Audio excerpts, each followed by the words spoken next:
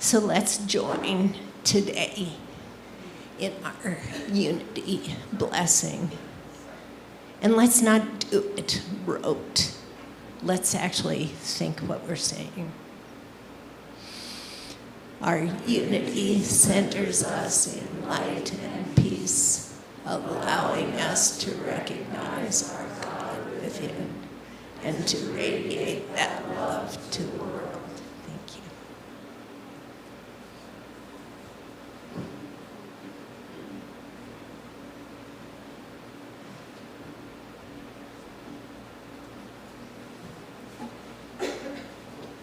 Good morning, everyone.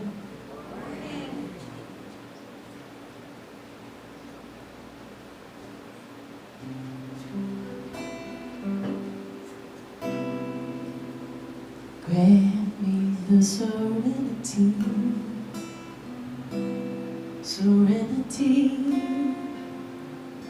to accept the thing I cannot change. The serenity, grant me the courage to change the things I can, the things I can, and the wisdom to know the difference, living one day at a time, oh, one day at a time, enjoying one moment at a time, one moment at a time.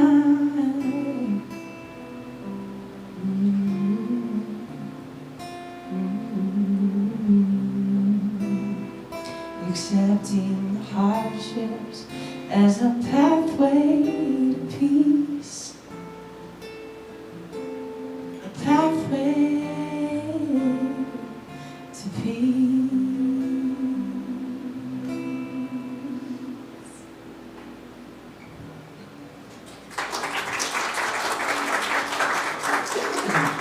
That was an extended version of the Serenity Prayer.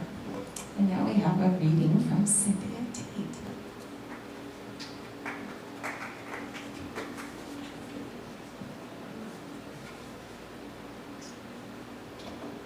Good morning, lovely friends. Good morning. Really good to see all of you.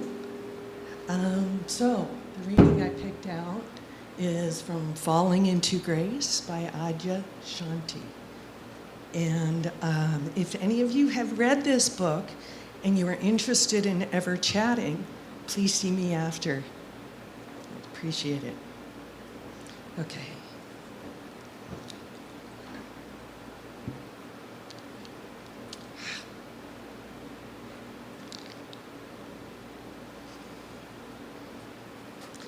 The greatest generator of conflict, both internal and external, is our addiction to interpreting and evaluating each and every moment of our experience.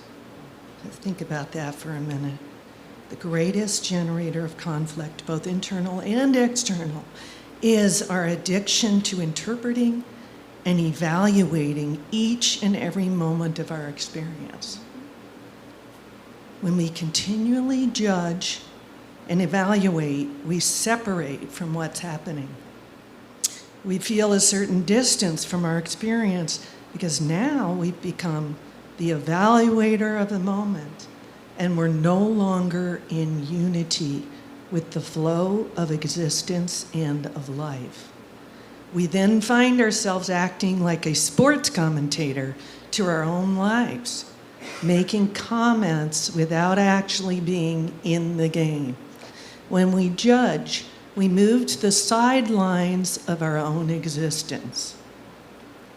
As we begin to meet life as it is, rather than as we think it should be, as we let go of our need to control and continuously interpret our experience, we start to open to life in a completely new way. we become deeply grounded in silence. The nature of this silence is a lack of conflict with life. The more we open to this state of non-conflict, to this state of inner stillness, we begin to fall into the grace of a different dimension of being. A dimension noted in a deep intimacy with our own lives and with existence itself. Thank you.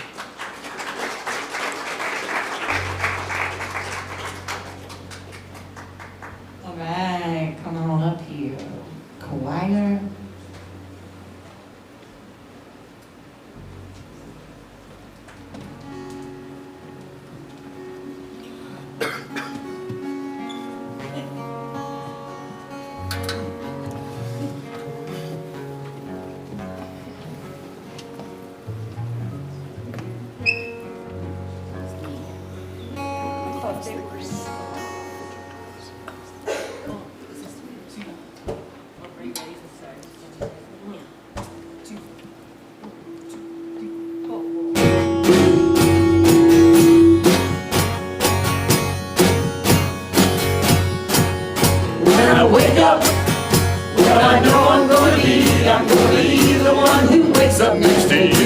Sing along if you want. When I go out, yeah, I know I'm gonna be the one who goes along with you.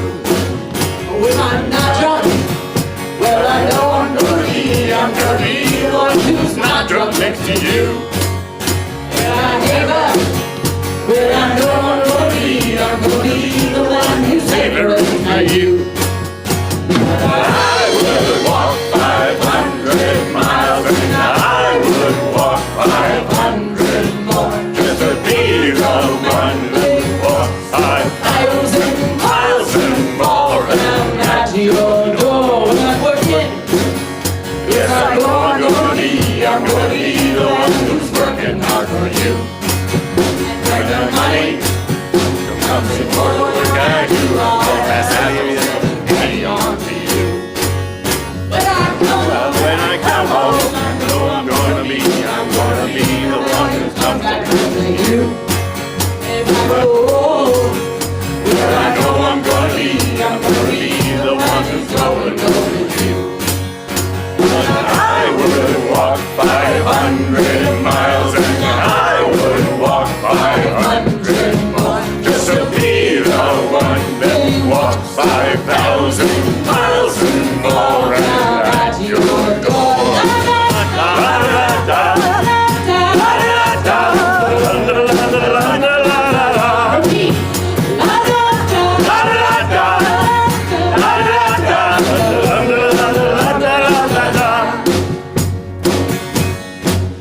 When I'm lonely, well, I know I'm gonna be the one who's lonely without you. And when I'm dreaming, well, I know I'm gonna dream about the time that I'm with you. When I go out, well, I know I'm gonna be the one who goes along with you. And when I come home, I know I'm gonna be the one who's coming home to you. I'm gonna be the one who's coming home to you. I would walk 500 miles and I would walk 500 more just to be the one who walks 5,000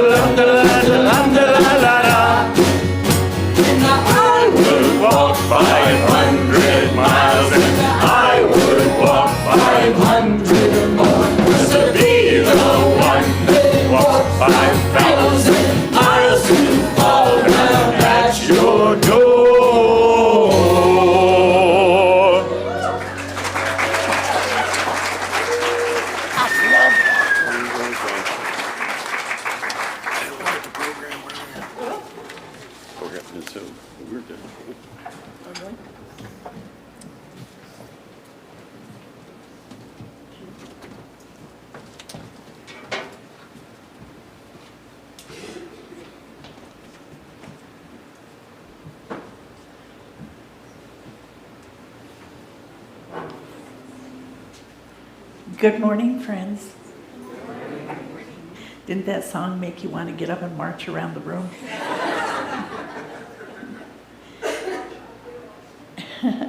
So a request came to the service team asking if someone could give a talk about the 12-step program. And because us ministers are always looking for a topic, I said dibbies. And it is a topic I'm familiar with because I've had family and close friends who have found healing and hope in AA. The 12 steps of Alcoholics Anonymous are often spoken as a recovery program. And for sure it is. Yet beneath that is a spiritual journey, a path of awakening, of surrender, honesty, and service. In preparing this talk, I referred to the AA Big Book to gather information. And in our bookstore, we have a big book and also a daily meditation for 12-step beginners and renewal. We try to stock books that you might be interested in. So the 12 steps and the Serenity Prayer were born within the fellowship of Alcoholics Anonymous. Yet their wisdom reaches far beyond the walls of any single program. Though they emerged from the lived experience of recovery, they are spiritual tools for all of us. Guides for anyone seeking clarity, courage, healing, or just a deeper relationship with the presence of God in your everyday life. You don't have to identify as in recovery to walk this path. You only have to be human.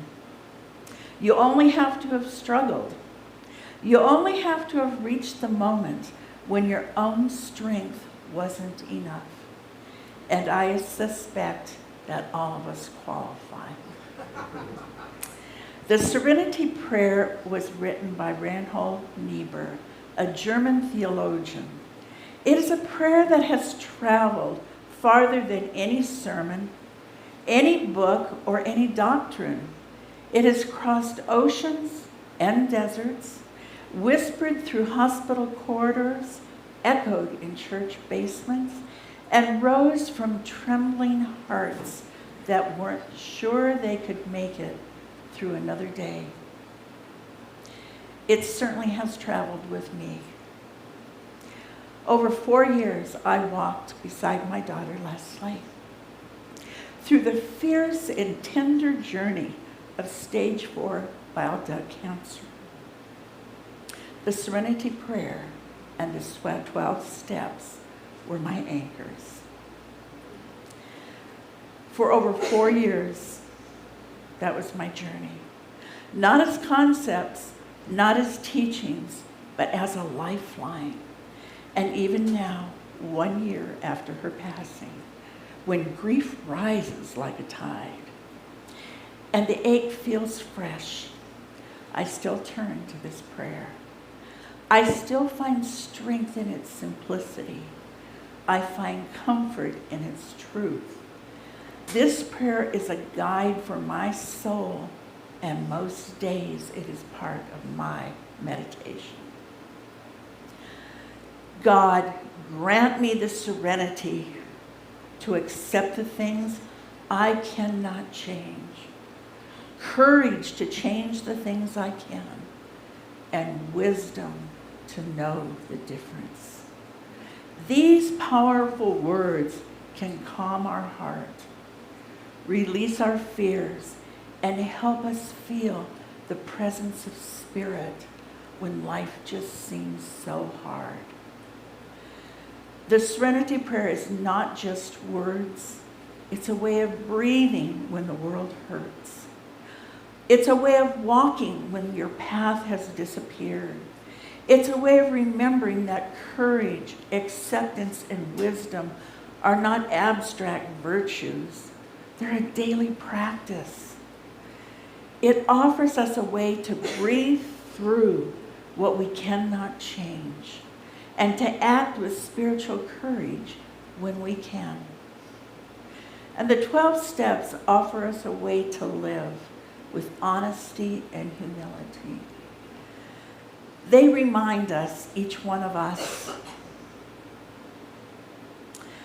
that spirituality is not reserved for perfect moments or perfect people. Are there any of those here? They are pathways we can walk when life feels overwhelming, when grief reshapes our days, when uncertainty asks more of us than we think we can give. They were born from lived experience, raw, unvarnished, and very, very human. They were shaped by two men who knew intimately what it meant for life to be unrecognizable, and who discovered, almost by grace, that spiritual truth can still hold even when everything else falls apart. The founders of AA, Bill Wilson and Dr. Bob Smith, have a story, and their story is spiritual awakening. Bill W. was a brilliant stockbroker whose intellect could not save him from addiction. And Dr. Bob was a respected physician whose medical knowledge could not rescue him. They were men who had run out of answers, men who had tried every strategy, every promise, every self-reliant solution, men who had reached the end of themselves. And in that emptiness, something very holy happened. Bill W. had a spiritual experience. That was a sudden, overwhelming encounter with what he understood as the presence of God. His transformative experience occurred in December 1934 at Towns Hospital in New York City during his final detox. He was physically broken, emotionally hopeless, and spiritually resistant.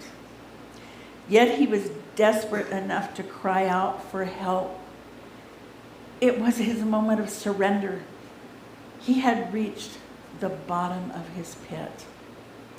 In utter despair, he prayed, "If there is a God, let him show himself. I am ready to do anything, yes, anything." Immediately after that cry, Bill reported the room filled with white light, and he felt swept into an indescribable ecstasy. He sensed himself on a mountaintop with the wind blowing all around him. A profound presence became one with him. He suddenly realized he was a free man. He said he was filled with a deep, deep peace, and he knew that things were all right with God and with his world. As the experience subsided, Bill felt he was in a new world of consciousness. And he said to the hospital staff, "I've found God. I've found God." Yeah. They were skeptical, but Bill W. never drank again.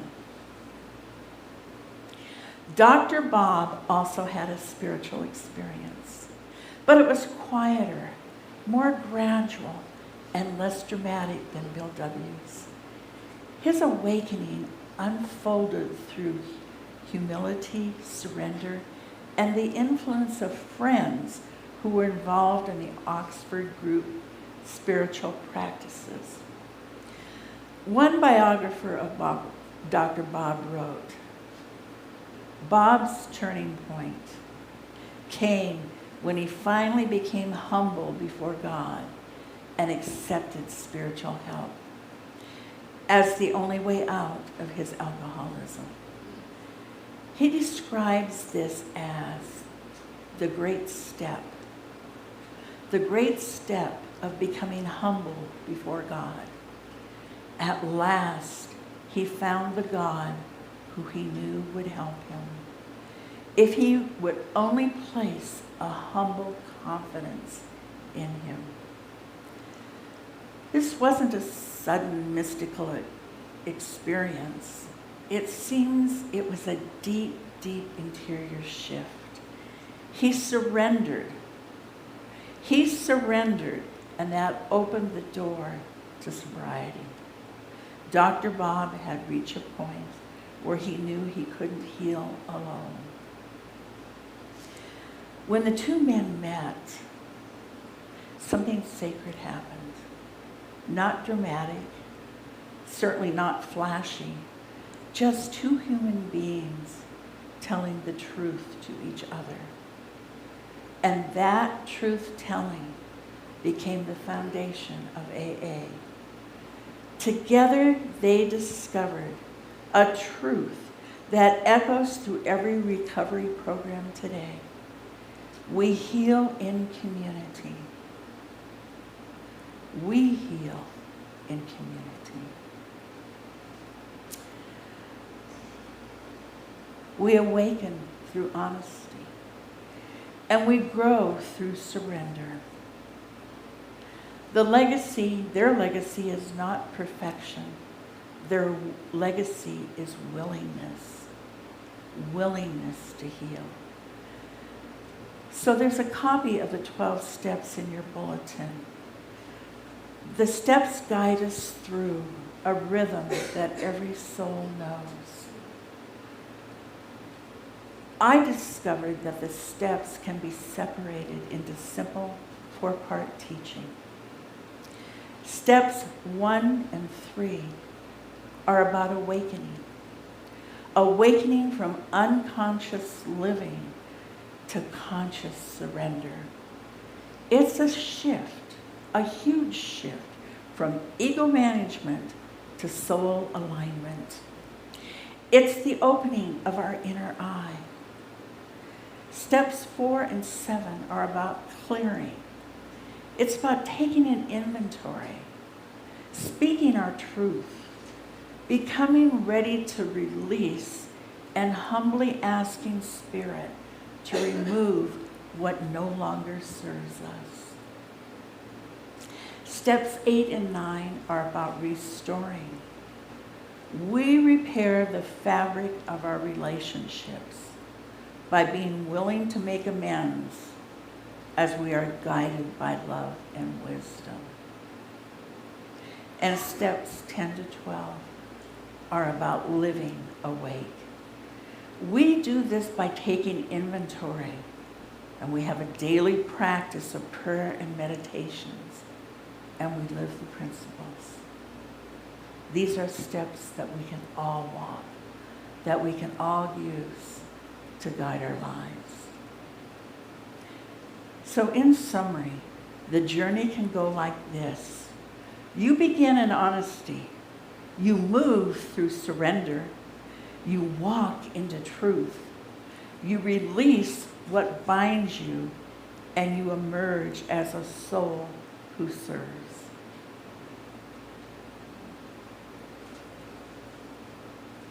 In the shared circle of recovery, God shows up through your story, companionship, and the grace of being seen without judgment. What begins as release from self-will becomes an alignment with our higher power. It restores our dignity, our integrity, and the deep inner coherence of a life that was once fragmented. You can see why we can all use these in our everyday lives. At its heart, recovery is the journey. from separation back into union. Union with God, union with self, and with the healing community. A community that reminds us we were never meant to walk alone. So let me tell you a story. You know I love stories. And the title is The Little Man at the River. There was a man named Thomas who lived near a wide, vast river. And on the other side of the river was everything he longed for: peace, connection, sobriety, a life that felt like his own. But the river was swift and cold, and Thomas had tried to cross it alone many times. He tried when he was strong. He tried when he was desperate. He tried when he was ashamed. And every time the river swept him back to the same familiar shore. One morning, exhausted and feeling hollow, Thomas sat by the riverbank and whispered, I can't do it. I just can't do this anymore. And he sat there. And a few minutes later, an older man approached and sat beside him. He didn't lecture. He didn't diagnose. He didn't offer a 5-step plan. He simply said, I've crossed this river. I'll walk with you. Thomas looked at him, really looked, and saw something he hadn't seen in a long time. The older man taught him where the rocks were, where the current was the strongest, where he would need to hold on, and where he could rest. They crossed the river together. And when Thomas reached the other side, the older man smiled and said, Now you can help someone else. Like Thomas, we are all in our own way in recovery. Some are recovering from grief, some from fear, some from old stories that no longer fit. Some are recovering from perfectionism or people-pleasing, or a belief that they must walk alone. Some are recovering from the simple human condition of doubting their own worth. So as we come to the end of this time together, I want to just say to you, we are a community that's vibrant and alive. We hug each other, we sing with each other, we dance with each other. But there's also people always in here that are struggling. And I hear those stories. And I bless those people. And I say, I'll walk with you. And that's the chaplain heart in me. And so if you're the person here who's sitting with grief in your heart, or fear or worry, my phone number is on the back of the bulletin. I'm always here for you. Because others have been there for me. It's the circle of love. So let us just simply acknowledge the truth that binds us. Every one of us is healing from something, growing towards something, remembering something. We are fellow travelers on the same sacred road. So may we walk with kindness. May we honor the recovery in one another. And may we keep saying yes, yes to wholeness that is already calling us home. And may the spirit of those early 12-step pioneers remind us that healing is not a destination. It's a daily willingness to be transformed, a daily willingness to listen to Spirit. And so it is.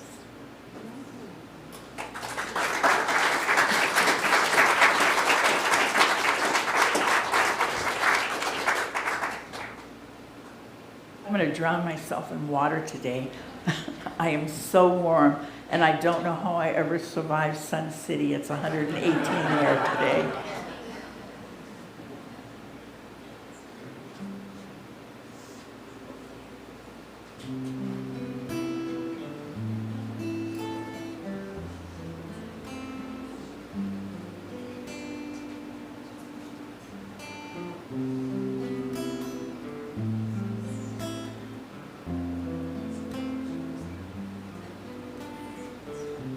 Our thoughts are prayers, and we are always praying. Our thoughts are prayers.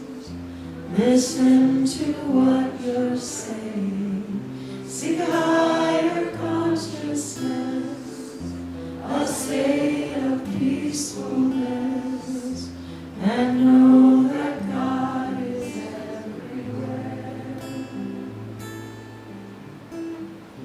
And every thought's indeed a prayer.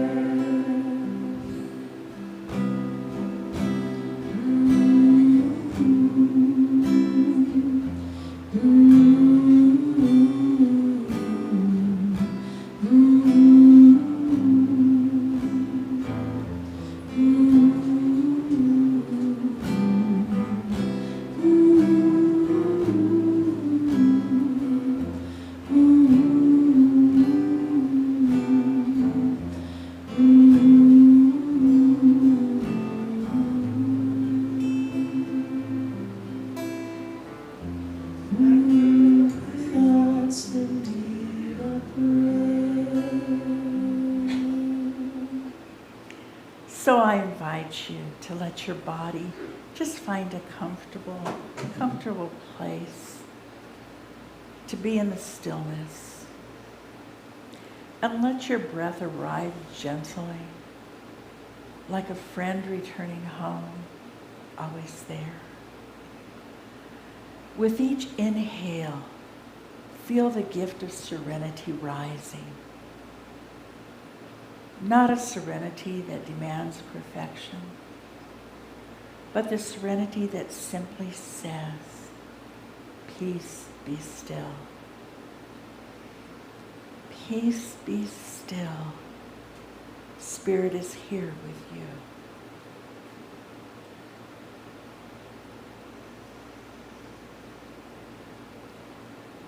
As you feel the light of Spirit enfold you,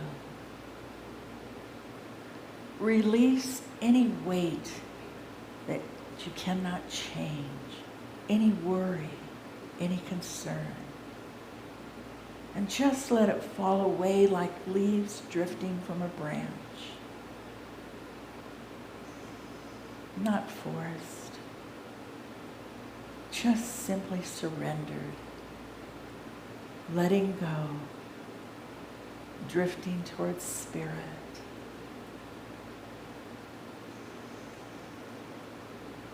Invite courage into your being. Feel it warm, steady, and alive. Courage whispers softly. You can take the next step. You can meet this moment. Peace be still.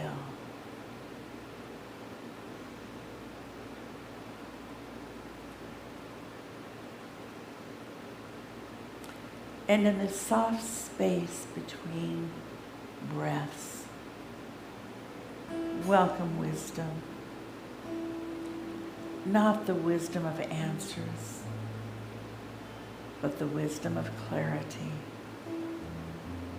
The inner knowing that rises when you release the need to control. Peace be still. Peace be still. Spirit is with you.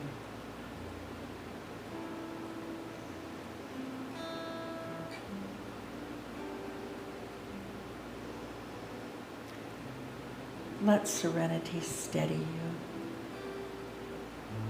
Let courage lift you. Let wisdom guide you.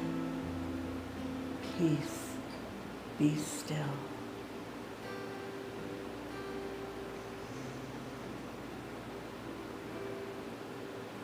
Feel yourself enfolded by a love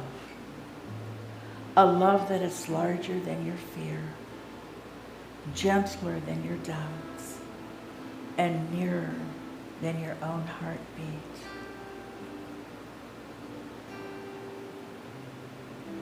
Peace, be still. We rest here. We breathe here. We trust here. As we know, Spirit is here with each of us now in the silence.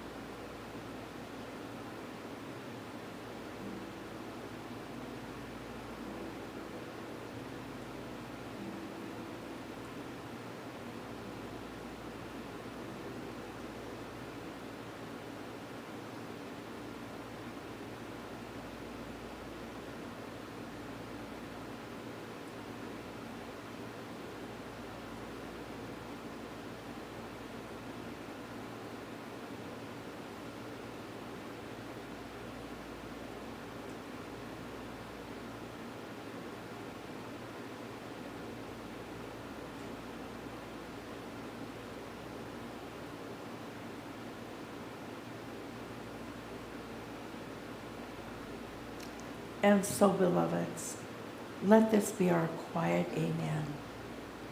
As we carry these three lights, serenity, courage, and wisdom, we weave them into the sacred knowing that God is here.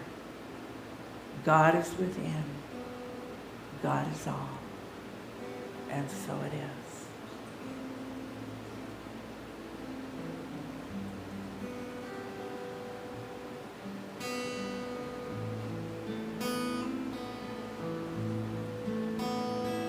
May the blessings of God rest upon me. May God's peace abide in me. May God's presence illuminate our heart now and forevermore. May the blessings of God rest upon you. May God's peace abide in you. May God's presence illuminate your heart now and forevermore. May the blessings of God rest upon us. May God's peace abide in us.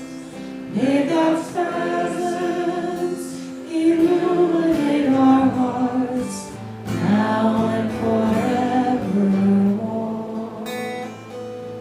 Now and forevermore.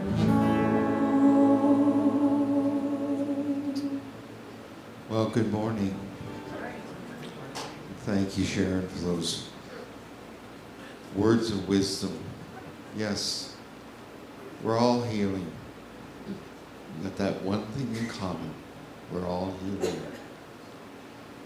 So I'd like to call the ushers forward and come to the time in our service where we take our morning offering to support all that's happening in this ministry. So let's bless our offering with the words on the screen. Divine love through me blesses and multiplies All that I am, all that I give, and all that I receive. Thank you, God.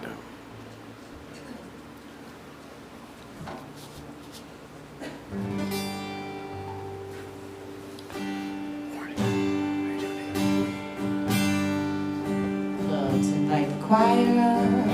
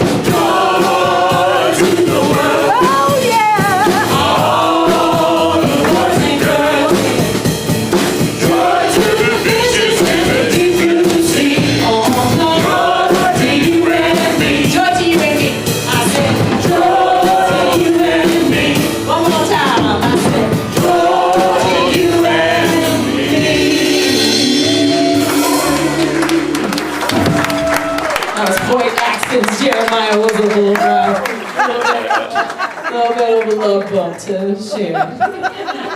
Yes, and when the choir and Elise Wonder appear, there's always joy, isn't there? Thank you, Elise and choir. Now we sing our children in. This little light of mine, I'm gonna let it shine. Oh, yeah. This little light of mine, I'm gonna let it shine. This little light of mine, I'm gonna let it shine. Let it shine, let it shine, let it shine. Here on the corner of Lines and Vine, I'm gonna let it shine.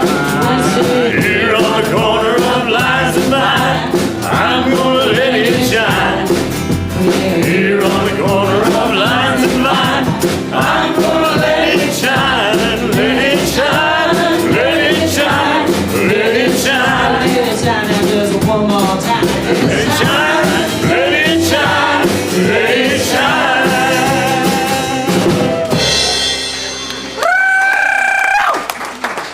Good morning, good morning. You're doing good. All right, we had a fun morning. We talked about order this morning, and we made some patterns, and we played some games with order. And what did we make, guys? Anybody want to say? We made rainbow patterns with marshmallows and rainbow loops. The ones we didn't eat, yeah. So, sorry about that, guys. We did have some Fruit Loops and marshmallows. So, so we were talking about order and divine order and how everything is in that seed and in that beginning. And it's everything is there. Everything is already there. The potential is there. So we're getting into that train of thought with this. All right. Thank you, guys.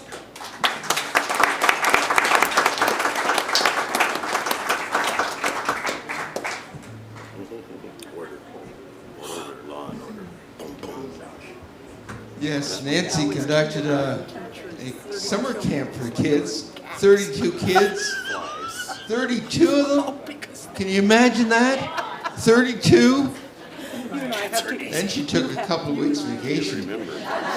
So welcome back, Nancy. Okay. Well, that's it for this morning. Is there anything anyone would like to respond or say? Or don't do that. Open up the floor. Let's go ahead and circle up. And if you have a special request, anything in your life you'd like to have us pray for, stay seated where you are, and the rest of us will circle up and join hands.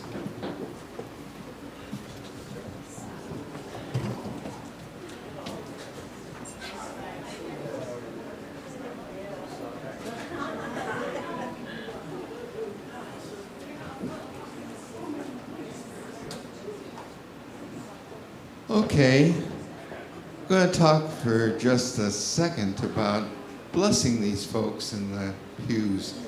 I'd like you to drop hands for just a moment. And we're all energy beings. So you can take your hands and point them out towards these ones in the center, and let's bless them with the words on the screen. We love you, we bless you, and we know the Christ as you. Okay. So let's join hands again. We have our prayer, protection, and the peace song. Together, the light of God surrounds us. The love of God enfolds us. The power of God protects us. The presence of God watches over us. Wherever we are, God is, and all is well.